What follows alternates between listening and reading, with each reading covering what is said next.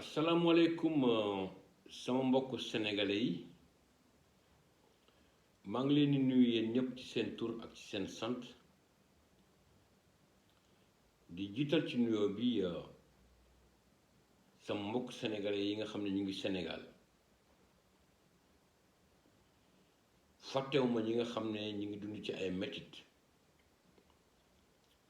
soo leen duggee déggee ma naan ñu ngi dund ci ay metit mooy ñi nga xam ne tey seen loxo jotul seen gannaaw te kenn tegu leen ko ku dul l'empereur Sall, le bourg du Sénégal et de Fatick moom ak ñi nga xam ne ñooñu la àndal. fàttewuma ñi nga xam ne aussi ñi ngi tëdd ci lalu hôpital yi comme ni ma koy waxee tous les jours yàlla na leen yàlla dimbali fëgg seen bopp ba ñu fekki seen njaboot. ñi nga xam ne caabi féete na leen gannaaw te nag ma jàpp ne nattu borom bi la yàlla na leen yàlla jàppale ba ñu fekki seen njaboot. tey nag ma bëggoon ñu ñëw sur la vidéo de la journée ñu jàngat ensemble comme ni ma koy defee tous les jours li nga xam ne moo xew ci fil d'actualité bi réseaux sociaux yi taataan ko di ko wax presse écrite di ko bind ñu jël ci li nga xam ne moo gën a fés ñaar yi nga xam ne tey tam ñoo gën a fés tey bi ci jiitu mooy les élections locales élections locales gox yi jàpp ne ñoom dañoo war a tànn seeni maire dañoo war a tànn ñoo xam ne ñoo leen war a jiite ci askan bi ñu dëkk. ma bëggoon na par rapport à cela comme ni ma ko defee woon la fois dernière interpeller encore une fois d'abord les Sénégalais, après les partis politiques nañu jàpp ne dañoo war a tànn ki nga xam ne moom moo war a mën a jëmale seen askan kanam. soo leen déggee ma naan dañoo war a jàpp ne dañoo war a tànn ki nga xam ne moo war a mën a jëmale seen askan kanam parce que nag tey su fekkee ne jàngat nañu gis nañ ne comme empereur Sall moom ci wàllu boppam mooy buur mooy bumi yokkoon na mandaam maire yi ba ñu toogaat ci abu giir boo xam ne méngowul ak li nga xam ne moom la constitution bi wax ñu nekk ay maire illégitime jàpp na datam ne da élection yi dañu war a am le 23 janvier 2022 ngalawaay askan bi tànn leen ki nga xam ne moo mën a jëmale seen askan kanam tànn leen ki nga xam ne mooy tax askan bi gis ci boppam. gaa sax ci gàttal man jàngat bi nga xam ne def naa ko ci gis naa ne maire yi muy opposition bi comme ceux qui sont au parti au pouvoir ñoom ñëpp képp ku ci gën di compétir soo ne askan bi moo ma yëkkati askan bi di dund moom laa bëgg améliorer askan bi li nga xam ne moom la ñuy dund moom laa bëgg mu changer. su ñu defee tuuti li ci des yëpp ay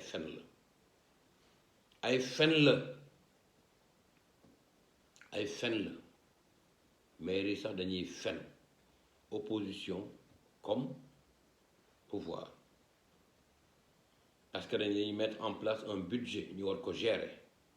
war ko delloo ci askan bi seetlu nañu la plupart du temps muy opposition bi comme muy ceux qui sont au pouvoir suñu defee ci askan bi dañuy def ci seen bopp di def ci seen njaboot dañuy xalaat kër gu rafet xalaat oto bu rafet ñoom seen wàllu bopp ñu profité ci système bi pour mën a toogaale am loo xam ne dañuy jàpp ne ñoom kat dafa am dañ leen fal mais nag fal boobu c'est pas éternel ñoom ñépp nag da ngeen bëgg moom wax leen dëgg je vais vous le dire les 99,99% des politiciens sont des voleurs ay sàcc lañu ay luubalkat lañu c'est des voleurs ñoom ñëpp xam naa vous allez certainement me dire mais Alex moom nan lay defee politique ba pare di wax loolu parce que loolu mooy dëgg fu mu am nañ ko wax et sous la complicité des hommes d'affaires de certains lobbies maraboutiques te muy dëgg ak ñoom ci seen biir dañu bàyyi askan bi ñuy nax seen passation marché yi ñuy def au niveau des mairies nit ñi xam nañ ko les gens sont au courant bàyyi leen seen sàcc bi ak fen yi ak tappale yi ngeen di wax askan bi yéen ñëpp laa wax koo ci jox maire yi jox ko budget day def naka su dul noonu mënoo judd ci famille bu pauvre boo xam ne amul dara nga xëy benn jour amoo lu dul salaire lu 500 les maires n'ont que 500 000 francs par mois amoo ñu tous tu te retrouves avec une voiture qui coûte 60 millions am kër goo xam ne c'est évalué à des centaines de millions am ay terrain parce que yaay dagg nañu bàyyi askan bi ñuy nax nañu bàyyi fen yi ñuy fen nañu bàyyi fen yi ñuy fen que l'État prenne mette en place des commissions de contrôle bien que am na sax ñu ngi leen di saytu mais malheureusement dañu nekk ci dëkk boo xam ne nit ñi xoolatuñu seen digganteeg seen bàmmeel dañuy xool seen digganteeg ak li nga xam ne mooy seen bakkan te loolu moo am Sénégal te li may wax ni yamul ci maire yi mu ngi ci ba ci ministre yi mu ngi ci ba ci directeur généraux yi mu ngi ci homme d'affaires yi nga xam ne ñu ngi Sénégal qui vivent qui donnent des rétrocommissions mu ngi ci politique yi ngay jot rétrocommission mu ngi ci gouvernement bi nga xam ne Macky Buur Sall moo ko géré nga xam ne ñoom ñëpp ay sàcc lañu ay lubalkat lañu ay fenkat lañu ngal man je me pose la question de savoir kañ le Sénégal yi di yeewu xam ne ñii ñu topp dañuy nax rek. Je vais vous donner un exemple. Regardez le cas de Bougazeli, un député. gaa sax moom député la boo xam ne APR la bokk bon Macky Sall moo ko tabb comme nag dañoo nekk ci dëkk boo xam ne président am na droit fal ay député ay nitam c'est pour lui permettre d'avoir une majorité au niveau de l'Assemblée nationale. Assemblée boo xam ne sooy xool man tuddeewuma ko sax assemblée xam nga lan laa ko tuddee garderie d'enfants ñoo coow wax ay député yoo xam ne su leen Macky Sall waxoon ne tey moom jàpp nañ ne waru leen sax fanaan seen biir seen kaw lal fanaan leen ci suuf lal bi même si Macky Sall même su ko fekkee woo sax ci suuf la ñuy fanaan pour man dama jàpp ne garderie d'enfants kooku tey Bougazeli ñu jàpp ko avec des faux billets évalués à des milliards à des milliards kooku moo ñëw tey naan dafa bëgg a maire Guédiawaye ñu ne dafa def benn meeting boo xam ne dafa fees ak nit sénégalais yooyu ñoo ñàkk fayda sénégalais yooyu amuñu benn fulla amuñu benn fayda loolu moo tax ma leen doon wax la fois dernière dama mere une partie du peuple parce que nit ki nag am na yoo xam ne suñ la ko waxul yaa ko war a xamal sa bopp Olof Njaay nee na sama bopp ma la gënal du bañ naa la sama bopp ma la gënal du bañ naa la man moom duma leen ko nëbb bu Gazelle de bis bu nekkee maire Guédiawaye man je change de nationalité dama naan Sénégal sax bëggatuma Sénégalais sax bëggatuma ko nekk loolu laa bëggoon wax tey sur la première partie de ma vidéo sur la deuxième partie dama bëggoon ñëw tey ci benn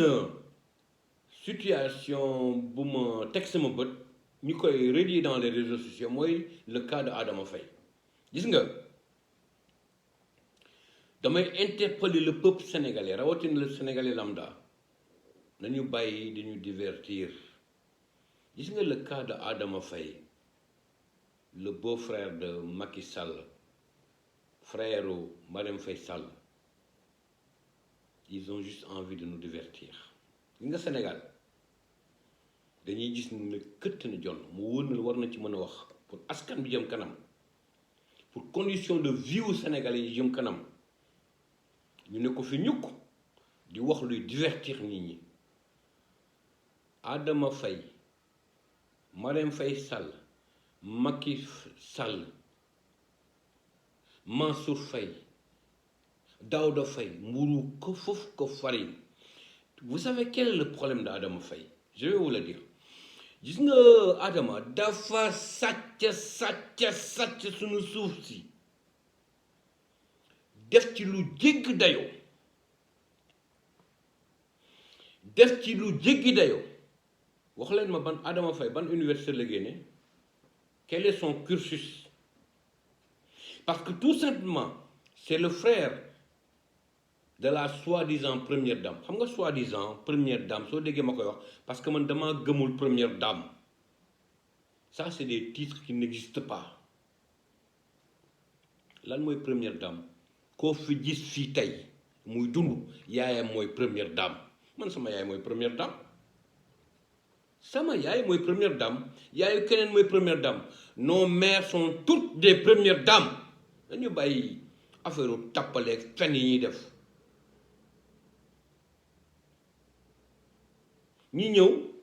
mu ñëw naan ñu dafay réclamer maire Grand Yoff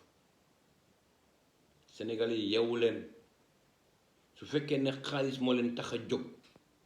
su fekkee ne xaalis ngeen ne xool su fekkee ne 10 000 francs bi ñu leen di jox moo tax ngeen jàpp ne da ngeen war a ànd ak ñooñu nga xam ne du ñu dox ci lu dul fen ak tappale gi luubal billahi wallahi taalaahi di ngeen jooy fu kenn fekkewul te nag dinañ mës a toog génne vidéo bi ne pourtant Alexandre waxoon na ko de du ñu ay nitu dara Adama Faye tey xoolal richesse bi mu yore bien yi mu yore moom dafa ko gën a yeeyoo askan bi rawatina ñi ngi sénégalais yi nga xam ne dañoo am seen 150 mètres carrés bëgg a tabax mu wóonal ne amuñu lu ñu fa def benn brique bu ñu fa def sénégalais yi yeewu leen xam ne ñii dañuy nax c'est juste une diversion dañoo gën a xam communication waxoon naa ko Macky Sall ba le passé gënoo ñu xam communication ci la ñuy évoluer ci loolu la ñuy liggéey tu ne peux plus divertir ce peuple on peut tromper une partie du peuple mais on ne peut pas tromper tout un peuple loolu laa bëggoon mu leer loolu laa bëggoon wax sur la deuxième partie de ma vidéo di leen sant di leen gërëm Alexandre depuis Munich Allemagne jërëjëf